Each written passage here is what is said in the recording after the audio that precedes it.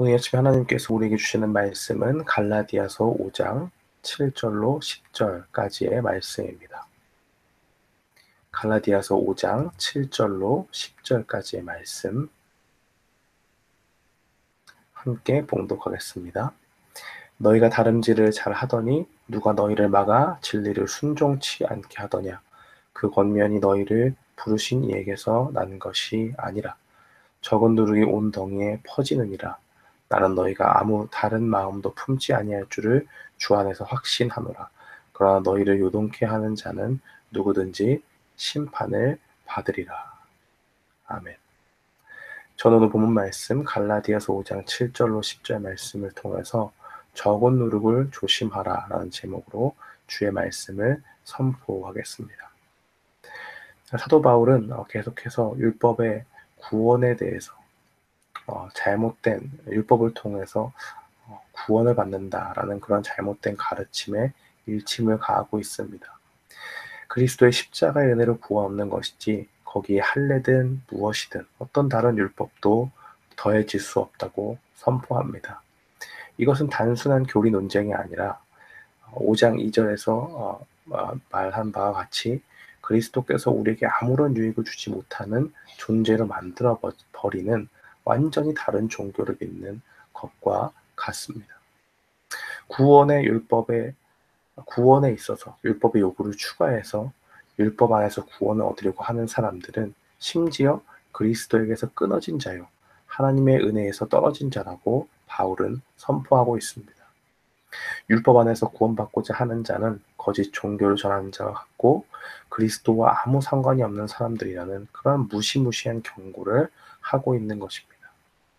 이 정도 경고에서 그치지 않고 사도 바울은 계속해서 은혜의 진리 안에서 성도들이 거해야 할 것을 요구하고 있습니다.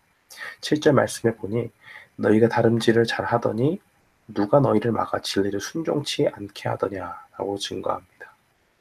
사도 바울은 갈라디아 교인들이 오직 십자가의 은혜로만 구원을 얻는다는 것은 진리를 따르는 것이고 그 진리를 따르는 것을 경주를 잘 하는 것, 다름질하는 것에 비유해서 말하고 있습니다.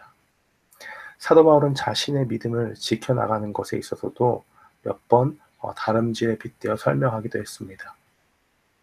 사도행전 20장 24절 말씀에 보면 내가 달려갈 길과 주 예수께 받은 사명 곧 하나님의 은혜의 복음을 증언하는 일을 마치려 하면은 나의 생명조차 조금도 귀한 것으로 여기지 아니하노라 라고 그렇게 증거합니다.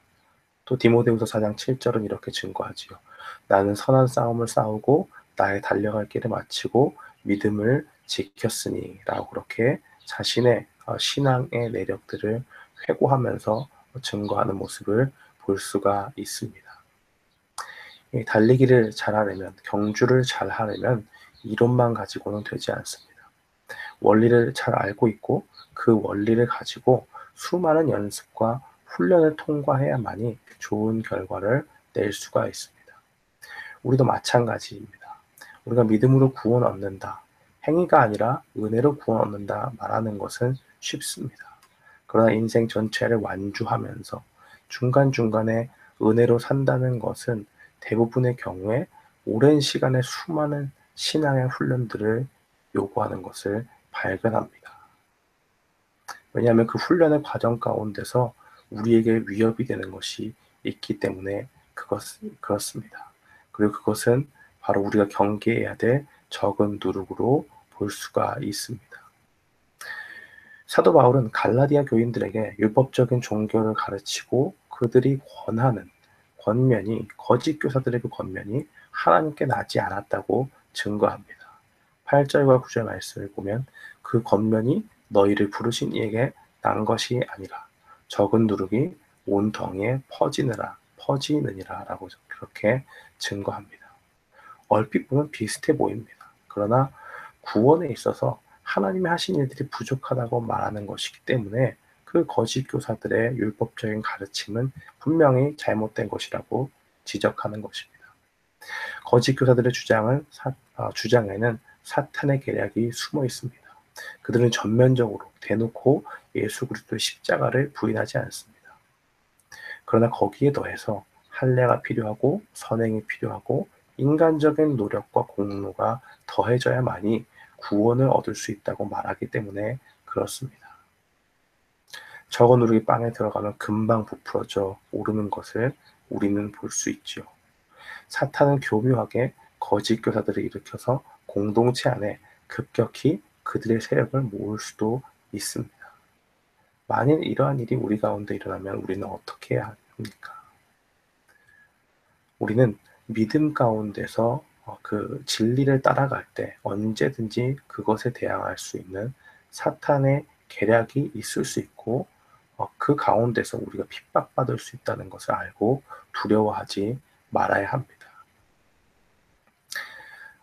성경 말씀에 보면 형제들아 내가 지금까지 할례를 전하면 어찌하여 지금까지 핍박을 받으리요 그리하였으면 십자가에 거치는 것이 그쳤으리니 라고 본문 말씀의 11절 말씀은 그렇게 증거합니다.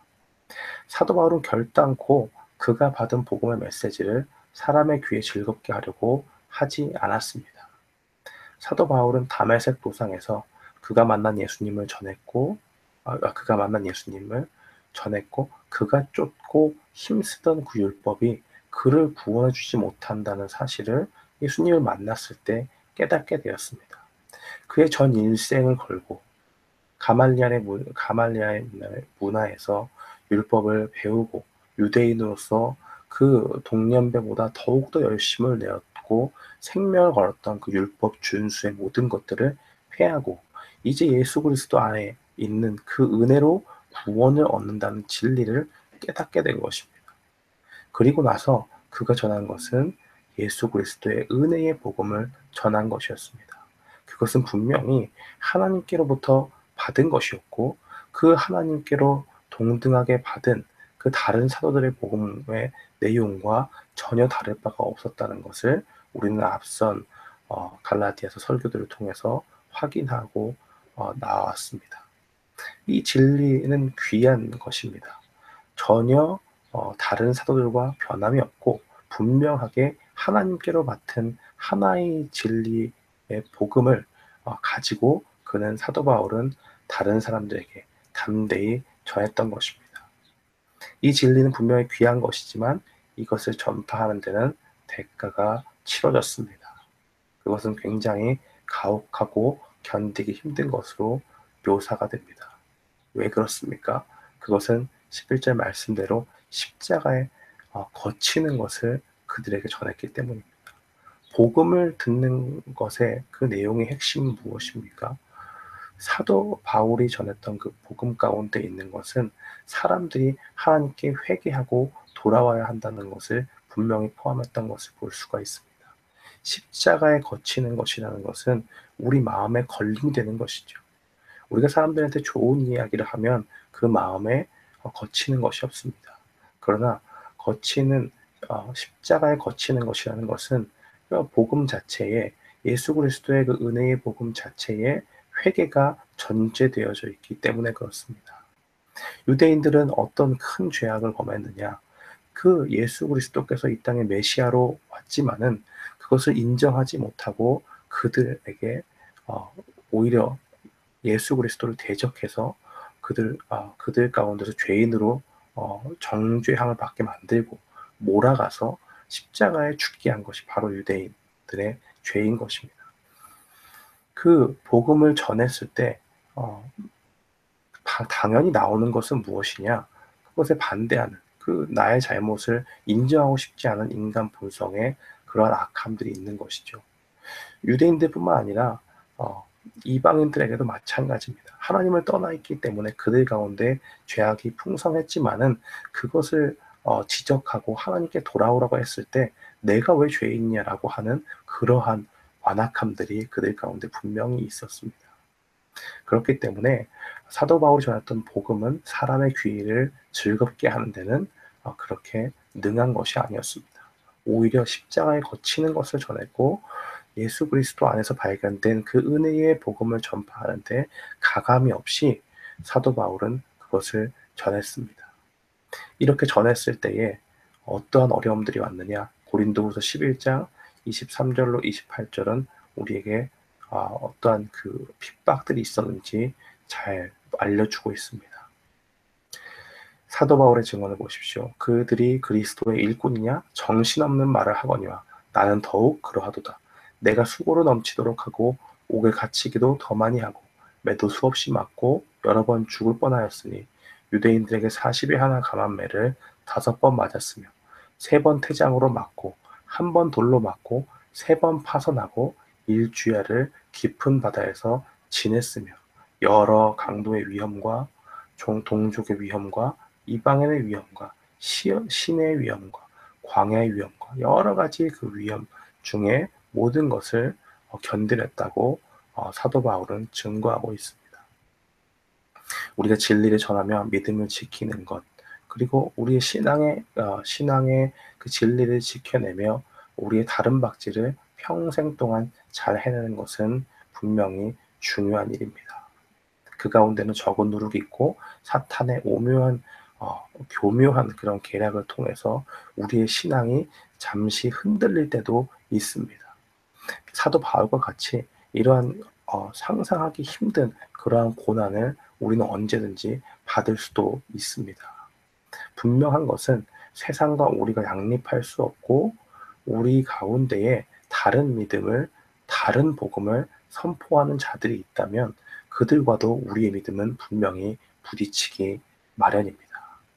그러나 우리가 분명히 기억해야 할 것은 언제나 좋은 것은 아니라는 사실입니다.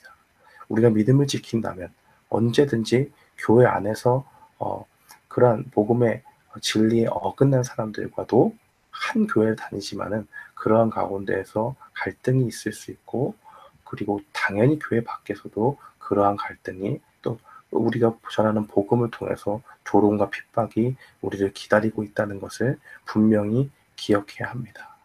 그러나 이 모든 것들 가운데서 우리가 소망을 잃을 수 없는 것은 사도 바울이 고백하고 있듯이 그 인생이 성경에 기록된 것과 같이 그것이 결코 헛되지 않다는 것입니다.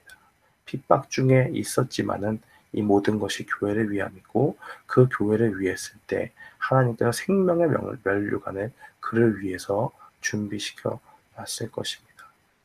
그리고 분명히 기억해야 할 것은 진리를 지키는 건 중요합니다. 우리가 세상 사람들과 달리 어떠한 율법이나 어떠한 선행이나 그런 것으로 우리에게 구원을 받을 수 없고 오직 십자가의 은혜의 복음, 예수 그리스도 안에서만이 참된 구원을 얻을 수 있다라고 하는 이 진리를 지켜나갈 때 우리가 세상 가운데 부딪힐 수 있고 여러 가지 어려움을 만날 수 있지만은 그 가운데서도 하나님의 능력을 발견하고 하나님의 은혜 안에서 살아가는 그러한 성도들이 된다는 것 분명히 기억하고 나아가는 저와 여러분이 되기를 주님의 이름으로 축원합니다. 우리가 진리를 지켜나가고 은혜의 복음을 우리 일평생 동안 지키면서 끝까지 다름질을 잘 하며 나아가는 저와 여러분이 되기를 주님의 이름으로 축원합니다.